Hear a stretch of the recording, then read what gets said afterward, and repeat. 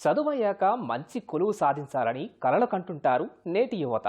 మరికొంతమంది వ్యాపారంలో రాణించాలని భావిస్తుంటారు.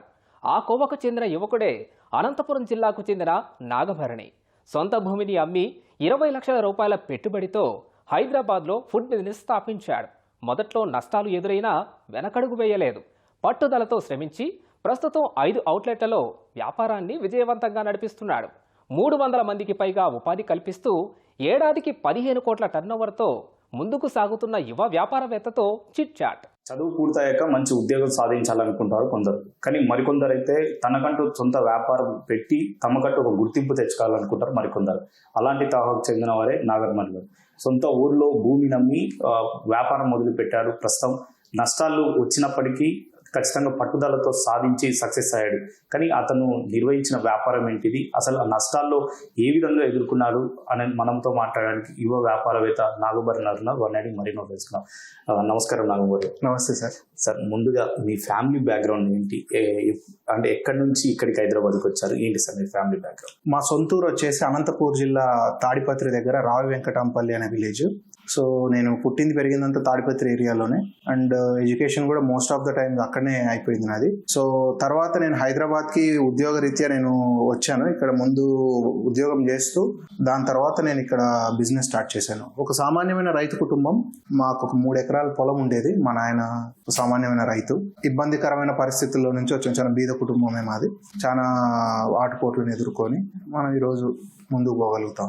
అంటే మొదటగా మీరు బీటెక్ చదివారు, సాఫ్ట్వేర్ కంపెనీలో కూడా ఉద్యోగం చేయడం జరిగింది. అయినప్పటికీ ఎందుకు వ్యాపారం వైపు మళ్ళాలనే ఆలోచన ఎందుకు వచ్చింది? మన సొంతంగా ఒక బిజినెస్ ఉండాలి, బిజినెస్ చేయాలి అనే మైండ్ సెట్ నాకు 16-17 సంవత్సరాల నుంచి ఉండింది. చదువుకునే టైంలో కూడా నేను స్టూడెంట్స్ ను జాయిన్ చేపిస్తూ కాలేజెస్ కి, ఇంజనీరింగ్ కాలేజెస్ కి హాలిడేస్ లో ఒక 2 months 3 months టైం ఉన్నప్పుడు, సెమ్ హాలిడేస్ ఉంటాయి కదా, ఆ టైంలో స్టూడెంట్స్ ని జాయిన్ చేపిస్తూ కన్సల్టెన్సీ నిర్వహించేవాడిని. దాని నుంచి వచ్చిన డబ్బులతోనే నేను ఆ ఇయర్ మొత్తం నా ఫీజులు, నాకు కావాల్సినటువంటి అమౌంట్ అంతా నేను సమకూర్చుకునేవాడిని. సో అప్పటి నుంచి కూడా బిజినెస్ చేయాలి అనేది ఒక తపన ఉండింది. సో ఆ డైరెక్షన్ లోనే ముందుకు వెళ్ళాలనేది ముందు నుంచి ఉండింది. సో అందుకని ఆ డైరెక్షన్ లోనే పోయాను. అంటే మొదటగా వ్యాపారానికి సంబంధించి పెట్టుబడి చాలా ఇంపార్టెంట్. అంటే పెట్టుబడి రావాలంటే ఏ విధంగా, అంటే అప్పు తీసుకురావడం జరిగింది, అక్కడ ఉన్న స్ట్రగుల్ ఏ విధంగా ఉండదు?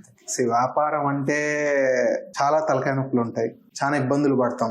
కొన్నిసార్లు ఎట్లయితుందంటే మన లైఫ్ తలకిందులు కూడా అవుతుంది. అది వ్యాపారంలోకి అడుగు పెట్టే ముందే మనం అన్ని జాగ్రత్తగా మనం ప్లాన్ చేసుకోవాలి. నేను ఆ ప్లానింగ్ సరిగా కొంచెం చేసుకోక, కొంచెం తెలియక మొత్తం అంతా దిగాను. ఉన్నది అప్పులు తెచ్చి అన్ని తెచ్చి పెట్టాం. అటు ఇటు అయితే మాత్రం నా లైఫ్ కూడా తలకిందులు అవ్వాల్సిందే. ₹1 డబ్బులు చూడడానికి నాకు 3 ఏళ్ళు పట్టింది. 2019లో మనం మొదలు పెడితే ఆల్మోస్ట్ 2022 వరకు స్ట్రగ్లింగే. 2022 నుంచి కొంచెం మళ్ళా మెల్లమెల్లగా నిలదొక్కుకోవడం జరిగింది. కొంచెం మనకు కూడా అర్థం కావడం మొదలుపెట్టి తర్వాత మళ్ళీ మనం మెల్లగా చేసుకుంటూ రావడం జరిగింది. నేను అప్పులు తెచ్చినాను, ఉన్నది పెట్టాను, నా తాహతకు మించే నేను దిగాను. ఇబ్బంది పడ్డాను, కానీ తర్వాత మెల్లగా మన పట్టుదల, మన శ్రమ, దేవుని దయ అన్నీ కలిసి వచ్చి మనకు ముందుకు నడిపించడం జరిగింది. అంటే మొదటగా మీరు బిజినెస్ స్టార్ట్ చేసినప్పుడు అంటే ఊర్లో ఉన్న భూమిని కూడా అమ్మి తర్వాత వ్యాపారంలో పెట్టినట్లు తెలుస్తుంది. ఎందుకు అంటే ఆ భూమి అమ్మవలసిన అవసరం ఎందుకు? అంటే ఫస్ట్ నేను లోన్ తీసుకున్నాను. నాకు దగ్గర 20 లక్షలు కావాల్సి వచ్చింది ఫస్ట్ పెట్టినప్పుడు. అప్పుడు నా దగ్గర అంత డబ్బులు లేదు. నాది ఒక స్థలం ఉండింది, మాకు ఫ్యామిలీ నుంచి వచ్చిన స్థలం ఉంది. అది నేను టౌన్ బ్యాంక్ లో లోన్ పెట్టి తెచ్చినాను, డబ్బులు పెట్టినాను. కోవిడ్ టైంలో బంద్ అయ్యే టైంలో అంతా లోన్ కి ఇంకా ఈఎంఐ కట్టాలి ఎవ్రీ మంత్. కట్టకపోతే చాలా వడ్డీలు, దానికి మళ్ళీ వడ్డీలు అన్ని పెరుగుతాయి. ఆ భయం మెడకు చుట్టుకుంది, చాలా ప్రెషర్ ఉంది. ఇంకా సరే కళ్ళు మూసుకుని కళ్ళు తెరిచే లోపల సంవత్సరం అయిపోతుంది. అంటే నీకు వడ్డీ అనేది ఇట్లా టక వెళ్ళిపోతుంది. ఆ భయంతోని ఎందుకు ఇంకా స్థలం అమ్మేసి అది కట్టేస్తే మనకు కొంచెం టెన్షన్ ఉండదని చెప్పి అది అమ్మి కట్టి వాటికి అది క్లియర్ చేసుకొని మళ్ళీ 0 నుంచి మొదలు పెట్టిన. సో అట్లా ఆ భయం వల్ల నేను అమ్మేసిన. అప్పటికి చాలా ప్రెషర్ ఉండింది. అది అంటే హైదరాబాద్లో వ్యాపారం మొదలు పెట్టాలి, తర్వాత ఖచ్చితంగా ఇదే బిజినెస్ పెట్టాలని ఆలోచన ఎందుకు?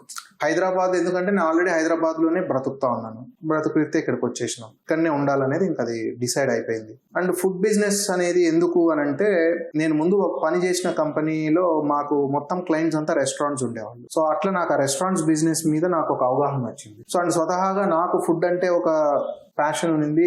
మాకు మా రాయలసీమ, మా ఊర్లో ఉన్నటువంటి ఫుడ్ ఏదైతే మేము ఇప్పుడు ఏదైతే సర్వ్ చేస్తున్నాం ఇది అప్పుడు లేదు, కాబట్టి అది తీసుకొని వస్తే మనకు చాలా బెనిఫిట్ అవుతుంది అనే ఒక ఉద్దేశంతో మనం అది స్టార్ట్ చేయడం జరిగింది.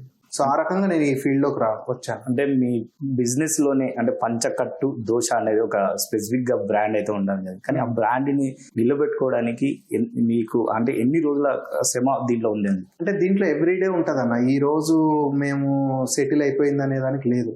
ఎవ్రీడే శ్రమ ఉంటది, ఎవ్రీడే మనకు ఇది అయితేనే ఉంటది. అంటే బిజినెస్ పెట్టినప్పుడు ఇంట్లో తల్లిదండ్రులు కూడా ఖచ్చితంగా సపోర్ట్ అంటే ఏ విధంగా ఉండేది? ఎందుకంటే కొంతమంది బిజినెస్ ఎందుకు, ఉద్యోగం చేయొచ్చు కదా, ఉద్యోగం చేస్తే కరెక్ట్ టయానికి జీతం రావడం కానీ ఇంట్లో గడపవచ్చు అని ఒక ఆశ అయితే వాళ్ళకు ఉంటుంది. ఏ విధంగా ఉంది మీ తల్లిదండ్రుల అది 100%. ఒక బీద కుటుంబం నుంచి వచ్చిన ఒక పర్సన్ కి ఉద్యోగమే మంచిది. టెన్షన్ ఉండదు అండ్ ఇది ఉండదు, అండ్ సక్సెస్ రేట్ అనేది బిజినెస్ లో చాలా తక్కువ ఉంటుంది. డిపెండ్స్. అట్లాంటి పరిస్థితుల నుంచి వచ్చిన నాకు కూడా అదే ఎదురైంది. మా నాన్న కానీ ముందు వద్దు, ఎందుకు వ్యాపారం, ఎందుకు మనకు ఇంత రిస్క్ తీసుకొని ఇంత అమ్ముకొని మనం చేసి అప్పులు తెచ్చి చేయాల్సిన అవసరం ఉంది, ఉద్యోగం చేసుకుంటే మనకు హ్యాపీగా ఉంటుంది కదా లైఫ్, ఎందుకు ఈ టెన్షన్స్ అన్ని అనే ఇది ఉన్నింది. సో కాకపోతే ఇంక అప్పటికే నేను అనుకున్నా ఇంకా మనం బిజినెసే చేయాలా, మనకంటూ మనం ఒకటి సాధించుకోవాలి అని మనం ఆల్రెడీ అప్పటికే డిసైడ్ అయిపోయి నేను ముందుకు దిగిన. అంటే పంచకట్టు దోశ మొదటగా ఎప్పుడు స్థాపించారు? అసలు దాన్ని అంచెలంచెలుగా ఎదుగుతూ ఇప్పుడు దాదాపు 5 లేఅవుట్లు ఏర్పాటు చేశారు. అంటే ఏ విధంగా ముందుకు తీసుకువెళ్ళారు? అంటే పంచకట్టు దోశ స్టార్ట్ చేసేదానికంటే ముందే ఒక 1.5 year నేను గ్రౌండ్ వర్క్ చేసుకున్నాను. అసలు ఏం తీసుకురావాలి, ఎట్లా తేవాలా, ఫుడ్ ఏం తీసుకొస్తే జనాలకు నచ్చుతుంది, జనాలకు లేనిదేంటి, ఇవన్నీ రీసెర్చ్ చేసి ఫుడ్ని ఏ విధంగా టేస్టీగా తీసుకురావాలి, ఆ క్వాలిటీ ఎట్లా తీసుకురావాలి, దీని అంతటి మీద నేను చాలా రీసెర్చ్ చేసుకొని బ్రాండ్ నేమ్ దగ్గర నుంచి కూడా మీరు చూస్తే ఇది ఏదో ఊరికి అట్లా ఫ్లూక్ లో పెట్టినది కాదు. ఒక విజన్ తోని, ఒక strong ground work, strong research తోని మనం స్టార్ట్ చేసింది పంచకట్టు దోశ. సో పంచకట్టు దోశ మనం మొట్టమొదటిగా మొదలు పెట్టింది 2019లో ఒక ఫుడ్ ట్రక్ తోని, చిన్న ఫుడ్ ట్రక్ తోని స్టార్ట్ చేసినాను. చాలా ఇబ్బందులు పడి మళ్ళీ ఫుడ్ ట్రక్ తీసేయాల్సి వచ్చి మళ్ళీ ఒక చిన్న అవుట్లెట్ బంజారా హిల్స్ లో ఒక చిన్న అవుట్లెట్ తోని మొదలు పెట్టి మళ్ళీ అప్పుడు కోవిడ్ వస్తే మళ్ళీ బంద్ చేసి మళ్ళీ కోవిడ్ అయిపోయిన తర్వాత మళ్ళీ 2020లో నవంబర్ సెప్టెంబర్ వరకు ఆ ఎఫెక్ట్ ఉంది. దాని తర్వాత మళ్ళీ చిన్నగా స్టార్ట్ చేసి మళ్ళీ స్టార్ట్ చేసుకునే టైంలో మళ్ళీ సెకండ్ కోవిడ్ వచ్చింది, అప్పుడు బంద్ చేసి మళ్ళీ దాని తర్వాత మళ్ళీ నిలదొక్కుని నిదానంగా ఇది చేసుకుంటూ వచ్చిన చాలా కఠోరమైన శ్రమ. ఎందుకంటే ఫుడ్ బిజినెస్ లో ఆ కన్సిస్టెంట్ గా టేస్ట్ మెయింటైన్ చేయాలంటే చాలా కష్టం. మన ఇంట్లో మన అమ్మ కానీ నాన్న వాళ్ళు కానీ ఎవరైనా వండినప్పుడు మనం ఏం తింటాము, ఎట్లా తింటాము, ఎవ్రీథింగ్ వాళ్ళకి తెలుసు. వాళ్ళకు తెలిసినా కూడా 100 రోజులు వండితే 100 రోజులు ఒకే టేస్ట్ తీసుకురావడం వాళ్ళ వల్లే కాదు. అట్లాంటిది మేము 95% మా కన్సిస్టెంట్ టేస్ట్ మెయింటైన్ చేస్తాం. సో దానికోసం మేము ఎంత ఎఫర్ట్ పెడతాము ఏందనేది అది మాకు మాత్రమే తెలుస్తుంది. ఈ రోజు అయిపోయింది నెక్స్ట్ డేకి ఉండదు అనేది ఉండదు. ఎవ్రీడే కొత్త ఛాలెంజ్ తోని మా డే మొదలు పెడతాం. అంటే ఇప్పటికీ 5 లేఅవుట్లలో ఎంతమంది ఉపాధి కల్పిస్తున్నారు మీరు? ఇప్పుడు ఆల్మోస్ట్ మా దగ్గర డైలీ వేజెస్ కింద పనిచేసే వాళ్ళు కావచ్చు, పర్మనెంట్ ఎంప్లాయీస్ కావచ్చు, మొత్తం అంతా తీసుకుంటే దాదాపుగా ఒక 300 పైన మంది వర్క్ చేస్తూ ఉంటారు. డైలీ వేజెస్ కింద కానీ దీని కింద కానీ అట్లా మల్టిపుల్ దీంట్లో. మీరు ఉన్న లేఅవుట్లకు సంబంధించి మీ లేఅవుట్లోనే ఖచ్చితంగా మేము ప్రతిదీ కూడా వ్యవసాయం నుంచి అంటే రైతుల నుంచే తీసుకుంటాం అనేది ఒక బోర్డు పెట్టారు. అది ఏ విధంగా కరెక్ట్ చేసడం జరుగుతుంది? రాయలసీమ అంటే నాకు చాలా అభిమానం. కఠోరమైన పరిస్థితులు, ఆ ఇబ్బందులు చూస్తూ పెరిగినాం కాబట్టి ఆ ప్రాంతం అంటే మాకు కొంచెం లోపల అదొక ఫీలింగ్. ఎంత వీలైతే అంత మా ప్రాంతం నుంచి ఏదన్నా కొనుగోలు చేస్తే అక్కడ వ్యాపారస్తులకు కావచ్చు లేదా వ్యవసాయదారులకు కావచ్చు ఎంతో కొంత మనకు హెల్ప్ అవుతుంది. ఇంకోటి ఏంటంటే అంత అద్భుతమైనటువంటి క్వాలిటీ మనం ప్రొక్యూర్ చేసుకోవచ్చు అనే ఉద్దేశంతో మనము అక్కడ నుంచి కొన్ని మెటీరియల్ మనం మా ఊరు నుంచి తెప్పిస్తాము, నంద్యాల సైడ్ నుంచి తెప్పిస్తాము, వేరియస్ ప్రాంతాల నుంచి కొన్ని మెటీరియల్ మేము తెప్పిస్తాము. ఇప్పుడు చెనిక్కాయ తీసుకుంటే మా నార్పల కదిరి ఏరియా నుంచి తెప్పిస్తాము. ఒక్కొక్క దగ్గర నుంచి తెప్పిస్తాము. కొంతలో కొంతైనా మనకు అక్కడ ఏదో హెల్ప్ చేసినామా, లేదంటే మన వంతు భాగంగా మనం ఏదో ఆ అభివృద్ధిలో మనం ఏదో తోడ్పాటును అందించినామనో ఏదో ఒకటి ఉంటుంది. సో ఆ విధంగా మనకు చేస్తాం. అంటే మీ ఇప్పటికే ఆ నగరంలో 5 లేఅవుట్లు ఏర్పాటు చేయండి, కానీ త్వరలో కూడా రాబోయే రోజుల్లో ఖచ్చితంగా మీ టార్గెట్ ఏ విధంగా ఉండబోతుంది? అంటే బేసికల్లీ మాది ఏంటంటేనా స్టేబుల్ స్టేబుల్ స్టడీ ఈ ఫార్ములాలో మేము ముందుకు పోతూ ఉంటాం. ఎందుకంటే ఊరికి ఏదో పెట్టుకుంటూ పోయినామనంటే మనం టేస్ట్ క్వాలిటీ అది మనకు ఇబ్బంది రాకూడదు. సో ఆ టేస్ట్ క్వాలిటీ ఇబ్బంది రాకోకుండా మేము అది బ్యాలెన్స్ చేసుకుంటూ మేము అభివృద్ధి చెందాలి. అవుట్లెట్స్ ఇంకా వేరే ప్రాంతాల్లో హైదరాబాద్లోనే తీసుకుపోవాలి. ఆ తీసుకుపోవడం అనేది ఒక చిన్న టాస్క్ కాదు.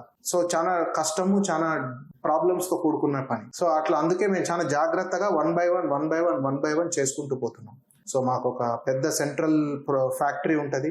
అక్కడ నుంచి మెటీరియల్ మొత్తం ప్రిపేర్ అవుతుంది, ప్యాకింగ్ అన్ని అక్కడ నుంచి అవుతాయి, అవుట్లెట్స్కి వెళ్తాయి. సో దట్ క్వాలిటీ కంట్రోల్ అనేది బాగా జరుగుతుంది. సో ఆ విధంగా మేము అవుట్లెట్ బై అవుట్లెట్ చేసుకుంటూ పోతూ ఉంటాం. హైదరాబాద్లో అన్ని ప్రాంతాల్లోకి మా బ్రాండ్ని విస్తరించాలనేది మాకు టార్గెట్ ఉంది. అది ఎప్పుడవుతుంది అనేది టైమే నిర్ణయిస్తుంది మాకు. అంటే మొదటగా వ్యాపారం ఎంతతో మొదలు పెట్టారు, ఇప్పుడు ఎంతవరకు టర్న్ అవుట్ చేయగలుగుతున్నారు? సో ఇప్పుడు మేము వ్యాపారం మొదలు పెట్టినప్పుడు చెప్పినా కదన్నా 20 లక్షలు అప్పు తెచ్చి పెట్టాను. సో అక్కడ నుంచి మొదలై అంచెలంచెలుగానే ఎదుర్కొంటూ వచ్చినాం. ఈరోజు 15 కోట్ల టర్న్ ఓవర్ దాకా మేము చేస్తాము. అంటే ఈ బిజినెస్ ఎక్కువగా అంటే యువత కూడా చాలా ఫుడ్ బిజినెస్ లో పెడితే లాభాలు ఎక్కువ వస్తాయి అనే ఆశ ఎక్కువ ఉంది. తర్వాత పెట్టుబడి చాలా వరకు పెట్టే అవకాశం, కానీ దాన్ని నిలదీయలేక చాలా మంది మూసిపోయిన పరిస్థితి ఉన్నాయి. కానీ అలాంటి వారికి మీరు ఏం చెప్పదలుచుకోరు? ఈ ఫుడ్ బిజినెస్ అనేది లాభం కోసం పెడితే ఎప్పటికీ నడుస్తుంది. ఫుడ్ బిజినెస్ అనేది ప్యాషన్ డ్రివెన్. సో ఆ ప్యాషన్ తోని పెడితేనే ముందుకు పోగలుగుతాం. ఫుడ్ బిజినెస్ లో ప్యాషన్ లేకపోతే మనం ముందుకు పోగలుగుతాం. ఇదేదో లాభాపేక్షతోని చేసే వ్యాపారం అయితే కాదు. ప్రతి వ్యాపారానికి లాభం అనేది అల్టిమేట్ గోల్. అందరం లాభం చేసి డబ్బులు సంపాదించుకొని లైఫ్లో ముందుకు పోవాలనే చేస్తాము. బట్ కాకపోతే ఫుడ్ బిజినెస్ అనేది ఓన్లీ లాభాపేక్షతో చేస్తే జరగదు. ఫుడ్ బిజినెస్కి చాలా పేషెన్స్, చాలా ప్యాషన్. అసలు డబ్బులు ఈ రోజు కూడా నాకు ఎంత మిగులుతుంది అనేది నేను చూసుకోను. మిగులుతుంది ఎట్లయినా కానీ నా ఫోకస్ అంతా ఎప్పుడు ఎట్లుంటుంది అంటే మంచి క్వాలిటీ టేస్ట్ మనం అది ఎట్లా మెయింటైన్ చేస్తున్నాము, క్వాలిటీ కరెక్ట్గా మెయింటైన్ అవుతా ఉందా లేదా అనే దాని మీద మాత్రమే నా ఫోకస్ ఉంటుంది. మిగతాదంతా ఆటోమేటిక్గా జరుగుతూ ఉంటుంది, వచ్చేది వస్తూ ఉంటుంది, పోతా ఉంటుంది. అంతా ఒక ప్రాసెస్ కరెక్ట్గా మెయింటైన్ అవుతా ఉందా లేదా అనే దాని మీదనే అది డిపెండ్ అవుతుంది. లాస్ట్ గా అంటే ఈ బిజినెస్ కాకుండా వేరే బిజినెస్, యువత రంగం ఖచ్చితంగా బిజినెస్ రావాలంటే ఎలాంటి సూచనలు కానీ ఎలాంటి గైడ్లైన్స్ కానీ ఫాలో చేస్తే వాళ్ళు సక్సెస్ కావచ్చు? ఒకటే నేను అందరికీ చెప్పేది ఏంటి అని అంటే, తల్లిదండ్రులే మాకేమీ లేదు అని. మనకు అద్భుతమైన జీవితం ఇచ్చినారు, నడవడానికి శక్తి ఇచ్చినారు, పరిగెత్తడానికి బలం ఇచ్చినారు. మనం ముందుకు పోతాం. మనకు మనమే చేసుకోవాలి, మనకు మనమే సొంతంగా చేసుకోవాలి. ఎప్పుడు కూడా ఏదైనా చెయ్యాలి అనుకున్నప్పుడు ఒక ఖచ్చితమైనటువంటి ప్లానింగ్, నాలెడ్జ్, ఎగ్జిక్యూషన్ కరెక్ట్గా మనం తెలుసుకొని దిగాలి. ఊరికే దిగకముందు అన్నీ తెలుసు అనుకొని దిగిన తర్వాత మొత్తం అడంతా ఉల్టా ఉంటుంది. ఆ పరిస్థితిలో మనం తలకిందులు అయ్యే అవకాశం ఉంటుంది. కాబట్టి ఫస్ట్ తెలుసుకోవాలి, వ్యవహారాన్ని తెలుసుకోవాలా, నాలెడ్జ్ గెయిన్ చేయాలా. దాని తర్వాతనే మనం ఏదైనా స్టార్ట్ చేయాలి. ఆ స్టార్ట్ చేసేది కూడా చాలా క్యాల్కులేటివ్గా చేయాలి. ఇన్వెస్ట్మెంట్ అనేది మనం చాలా క్యాల్కులేటివ్గా పెట్టాలి. మనం మొత్తం ఉన్నదంతా పెట్టేసి అది ఏదైనా ఎఫెక్ట్ అయిందనంటే మన లైఫ్ తలకిందులు అవుతుంది అనే పరిస్థితి రాకూడదు. మన లైఫ్ తలకిందులు అయ్యే పరిస్థితికి వచ్చేంతగా మనం ఆ రిస్క్ తీసుకోకూడదు. అది క్యాల్కులేటివ్, బ్యాలెన్సివ్గా ఉండాలి. ఇది నేను ఎప్పుడు చెప్తాను. థ్యాంక్ యూ నాగమణి గారు. మీరు రాబోయే రోజుల్లో ఇంకా చాలా సక్సెస్ కావాలి, ముందు చాలా లేఅవుట్లు పెట్టాలని ఆశిస్తాను. Thank you so much. ఇది మొత్తం మీద రాబోయే రోజుల్లో యువతరం ఎవరైతే ఖచ్చితంగా బిజినెస్ లో అడుగు పెట్టాలనుకుంటారో ఖచ్చితంగా పట్టుదల, తర్వాత ప్రణాళిక ఉంటేనే ఖచ్చితంగా సక్సెస్ అవుతారని చెప్పి కూడా యువ వ్యాపారవేత్త నాగమణి అయితే చెప్తున్న పరిస్థితి. వీడియో జర్నలిస్ట్ మల్లికార్జున్తో రమేష్, ఈటీవీ, హైదరాబాద్.